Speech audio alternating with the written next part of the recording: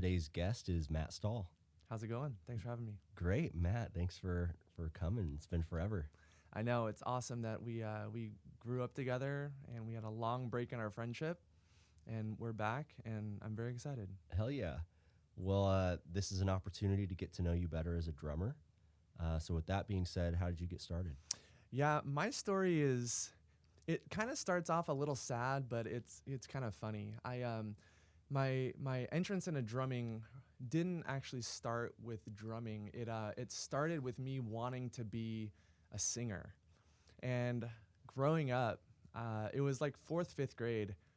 I had a boy band phase. Everyone feel free to laugh at me because you should. I thought I was the shit when it came to singing.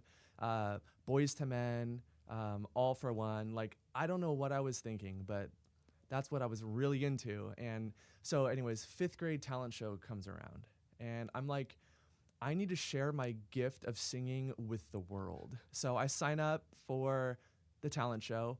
I practice a Boys to Men song. Mind you, this is 4 grown-ass men singing all together. I'm like, I'm doing all the parts. I'll handle it. I'm fine. So I practiced this song called A Song for Mama. And the talent show comes around, and I'm wearing like my best baggy gray sweatshirt and a beanie, and I get up there in front of the entire school. And this is back before we had karaoke tracks or even MP3s. So they press play on the CD, okay? I start singing away. I make it about a minute into the song, and I am so bad that they just shut me off. And they like gong showed me off of that stage. They gave me about a minute to sing. Everyone else got, their full 3-4 minutes for whatever act they're doing. But I don't know. I guess I was that bad that they're like, you know what, you had your minute and now time's up. So wow. Yeah, so that was a wild moment for me. And so I'm like, okay, so maybe singing isn't my thing. And serendipitously, my dad at the time, my dad was dating this lady up in Bakersfield. This lady had a son who was this incredible drummer. And every weekend we would go up to that house, and he had this black pearl drum set that was in the garage. And so I would take drum lessons with him. And I remember the first time I sat down on a drum set, he showed me how to just play a basic rock beat. And I picked it up in less than 10 minutes. And at that moment, I'm like, this was my calling. This is the instrument that I should have been on.